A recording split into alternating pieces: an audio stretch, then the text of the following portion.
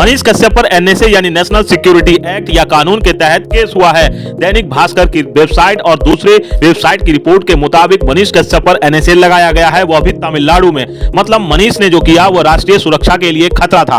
अब तो हद ही पार हो गई। पहले आप मनीष कश्यप को 7 केस दर्ज होने के बावजूद, हाईकोर्ट से जमानत खारिज होने के बावजूद खुलेआम घूमने फिरने रिपोर्टिंग का मौका दे रहे थे।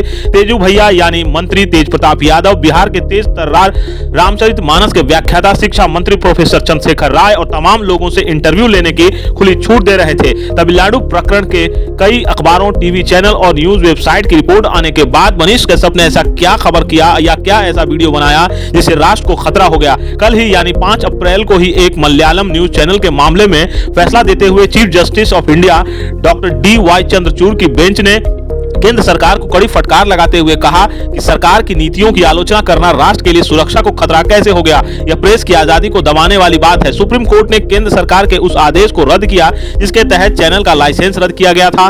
शीर्ष अदालत ने अंतरिम आदेश तक नवीनीकरण की अनुमति जारी रखने की अनुमति दी। कोर्ट ने इस दौरान प्रेस की आजादी पर बड़ी टिप्पणी की। कहा समाज के कामकाज के लिए एक स्वतंत्र प्रेस महत्वपूर्ण है। सुप्रीम कोर्ट ने अपने 134 पेज के फैसले में बहुत सी ऐसी बातें कही जिससे केंद्र सरकार या किसी भी सत्ता में बैठे लोगों को मंथन करना चाहिए कि वे लोकतंत्र में बोलने वालों को दबाने की कोशिश हर कीमत पर कर रहे हैं। एक बात तो इन दिनों बहुत उभर कर सामने आई, खासकर अडानी हिंडरबर्न प्रकरण के बाद, जब अडानी के बारे में नेगेटिव बोलना मतलब राष्ट्र के खिलाफ बोलना समझा जाने लगा। आज यह स्थिति बन गई है कि यदि आप किसी बड़ी कंपनी की मनमानी के खिलाफ बोलेंगे तो वे राष्ट्रद्रोह हो जाएगा।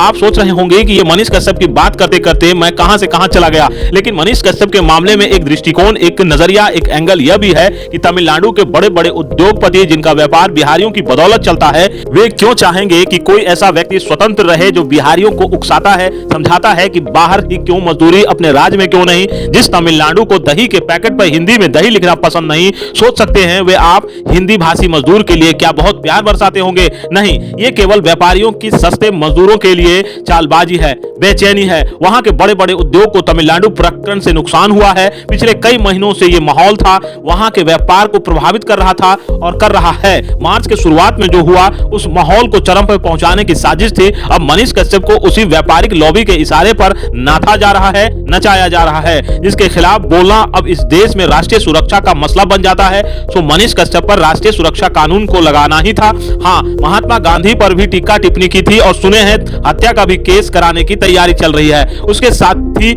खोजे जा रहे हैं दूसरे राज्यों से आकर लोग बिहार में केस कराने लगे हैं और बिहार पुलिस ऐसे लोगों को फूल माला देकर स्वागत कर रही है। महाराष्ट्र से उस लॉबी के लोग सक्रिय हैं, बहुरूपिया गैंग के सदस्य। खैर, ये सब होना ही चाहिए था क्योंकि बहुत से लोगों के लिए मनीष कश्यप सिरदर्द बन गया था।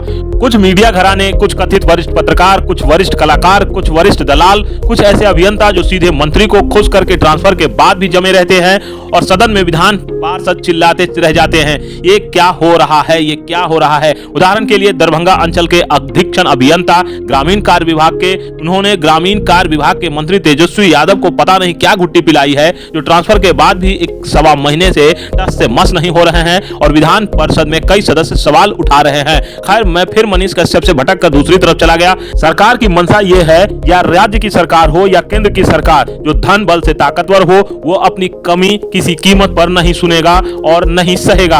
अब तुमको पत्रकारिता या यूट्यूबरी का कीड़ा काटा है, तुम्हें भुगतना ही पड़ेगा। फिलहाल तमिलनाडु के जेल में बंद मनीष कश्यप के वकील मामले को लेकर के सुप्रीम कोर्ट पहुंच गए हैं। सुप्रीम कोर्ट में उनकी मांग है अग्रिम जमानत की और सभी केस को एक साथ क्लब करने की, ताकि अलग अलग जगहों पर जो केस दर्ज हो रहे हैं उनकी सुनवाई आसानी से हो सके, निष्पक्ष तरीके से हो सके। अब देखना है सुप्रीम कोर्ट इस मामले में क्या आदेश करता है।